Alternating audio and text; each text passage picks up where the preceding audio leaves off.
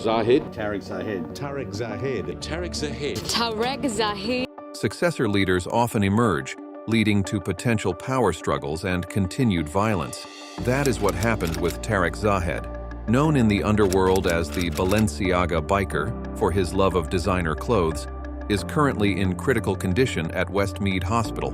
Despite repeated warnings from both friends and law enforcement about a significant bounty on his head, Zahed chose to ignore the danger. Much of Zahed's early life remains shrouded in mystery. He was born in 1980 in Victoria, Australia, and grew up with two brothers, Omar and Abdul, and a sister, Aahan. Zahed appears to have been drawn to the mafia lifestyle from an early age. His first run-in with the authorities came in 1995 when he was a teenager, resulting in convictions for assault and resisting arrest. His rebellion grew, and by 2001, Zahed was receiving an 8-month term for releasing his dog on an unsuspecting person. This insight into his early years offers a clear path to his infamous involvement in Sydney's underworld. In 2004, Tarek Zahed's fury exploded after a road rage incident, leading in a horrific event in which he stomped on a man's skull over a drug dispute. This violent crime earned him a 5-year term, but it also appeared to signal his arrival into the criminal big leagues. By 2009, Zahed, now deeply entrenched in the underworld, began associating with the Comanchero Motorcycle Club. His reputation for violence was further cemented in 2011 during a massive street brawl. In this chaos, multiple men were stabbed, and in a dramatic twist, one of Zahed's associates was shot with a nail gun. As they sped away from the scene, Zahed, not one to leave quietly, fired 4 shots from the moving vehicle, striking a man in the ear and shoulder. His actions earned him an 8-year prison sentence, though he was eligible for parole after 5. Despite his incarceration, Zahed's influence grew, and in 2012 he became a fully patched member of the Comanchero, solidifying his fearsome status in the biker gang world. Becoming a fully patched member of an outlaw motorcycle club like the Comanchero is no walk in the park. It involves navigating through various rigorous stages, which often differ from club to club. Generally, a candidate must earn the approval of existing members through a vote and pledge their loyalty to the club. Each club sports a distinctive patch worn on the rider's vest, commonly referred to as a cut. The Comanchero's patch features a striking condor set against a yellow and red backdrop, embodying their motto, Aahan, which translates to Always Comanchero, Comanchero Always. After earning his full patch, Tarek Zahed quickly ascended the ranks of the Comanchero. By 2020, he was appointed the National Sergeant-at-Arms, a prominent role within the club's hierarchy. With such a title, it was inevitable that Zahed would remain a central figure in Sydney's criminal underbelly. That same year, Zahed found himself behind bars again, this time for concealing thousands of dollars in illicit gains and evading a victim's compensation claim for over a decade. Clearly, trouble seemed to follow him wherever he went. Bikie boss Tarek Zahed remains behind bars tonight after his bid for bail was knocked back. Tarek Zahed's time behind bars was remarkably brief, following his latest arrest by detectives from Strike Force Raptor, who descended on his home only to discover a cache of luxury items suspected to be funded by criminal activities.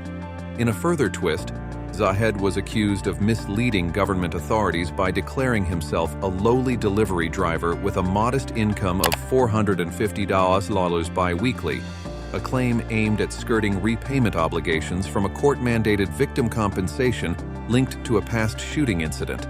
The extent of these allegations unfolded dramatically in the Supreme Court during Zahed's bail application after he had already spent 5 months in custody. The court was informed of police suspicions that Zahed maintained contact with the exiled Comanchero boss, Mark Boudlet, who was reportedly hiding in Dubai. This connection raised concerns that Zahed might flee overseas if released. Adding to his legal woes, police charged Zahed with laundering over $59,000, purportedly the spoils of crime, through poker machines at the Three Swallows Hotel in Bankstown.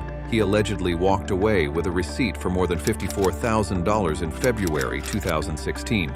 In a separate instance in November 2018, police found Zahed with over $113,000 in cash, which they also claimed were proceeds from criminal endeavors. Tarek Zahed's defense argued that he earned the questioned funds from buying and selling cars.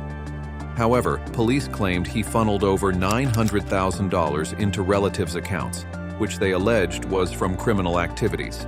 Despite pleading guilty to making false statements to government authorities and receiving a 1-year and 4-month sentence, Zahed was released on bail shortly after, pending an appeal. Trouble followed him into 2021 when he was caught on CCTV assaulting a man at a casino restaurant during a birthday celebration. Originally charged with causing a public disturbance, the charge was downgraded, and he was fined $1,000. Meanwhile, New Zealand escalated to level 5 of its COVID-19 framework due to a new supervariant. In 2021, as COVID-19 brought global disruptions, Australia's stringent border controls saw a rare loosening for compassionate travel. Amidst this, Tarek Zahed, with his wife and child, managed to secure an exemption and left Australia for Doha on a Qatar Airways flight.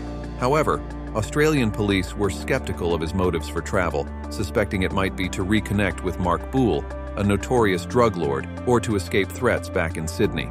After landing in Doha, the family took a connecting flight to Turkey, initially planning to travel onwards to Lebanon. Yet Zahed's journey hit a snag at the Turkish border.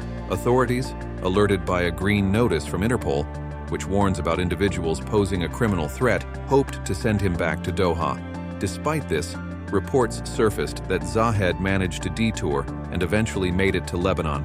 On September 11, 2021, when Zahed attempted to enter Beirut, he was turned away thanks to coordination between Lebanese, Turkish, and Australian authorities via the Interpol network. This international effort was a bid to keep a close watch on Zahed's movements and prevent any further escape. By September 2021, Tarek Zahed, a figure well known to Australian law enforcement for his criminal activities, was detained in Lebanon. Facing the possibility of extradition to Australia, Zahed sought legal help and even considered appealing to the United Nations and claiming Lebanese nationality to stay. Despite his efforts to avoid deportation, he was ultimately extradited back to Sydney. Back in Sydney, New South Wales police had already tightened the screws by obtaining serious crime prevention orders from the Supreme Court in December 2021. Under these stringent measures, Zahed was prohibited from donning any Comanchero colors, owning related paraphernalia, or associating with biker culture. The orders also limited him to one mobile phone, required him to report any vehicle he drove, and capped his bank account at $10,000. While Zahed was abroad, Alan Mean had taken over as Sydney's Comanchero boss. However, feeling the heat from constant police surveillance in Sydney, Zahed relocated to Melbourne, deemed a less hostile environment by some. Despite this move, his troubles followed him. At one point, he even accidentally became a spectacle at the Australian Open, drawing a quick reprimand from an umpire for disrupting the men's final.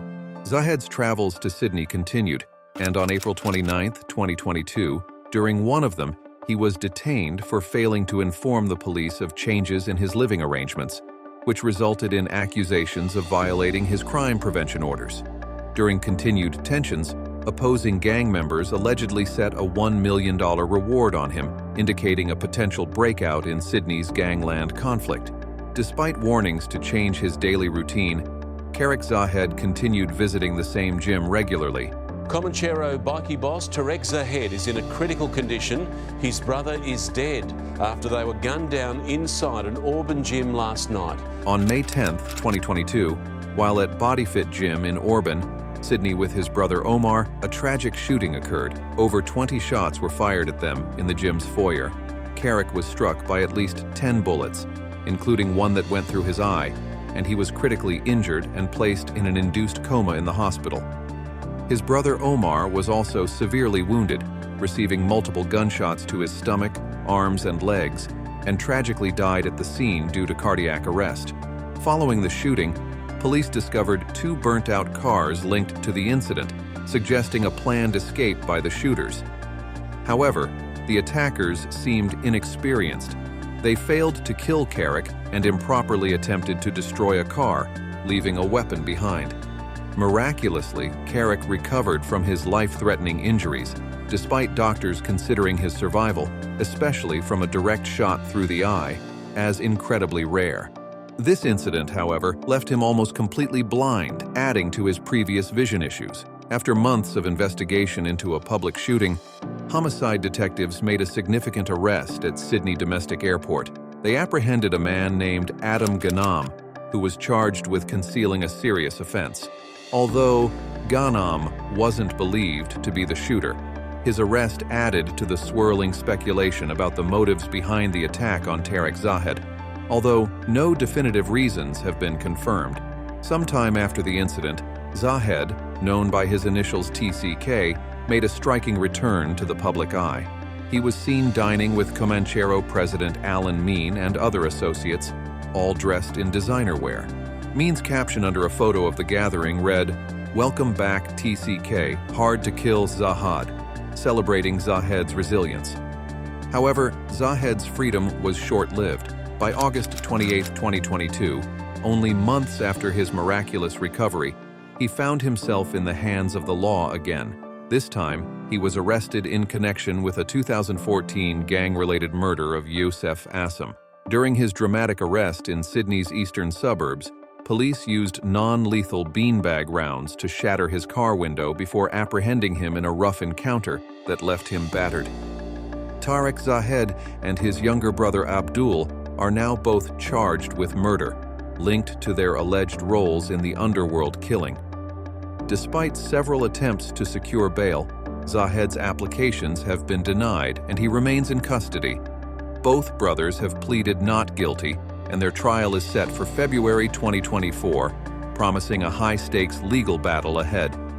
While the Sydney Police's major arrests and crackdowns on organized crime can disrupt criminal activities and deter new offenders, the long-term impact on underworld violence is uncertain.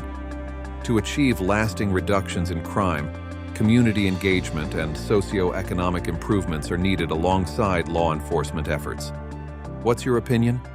Let us know in the comment below.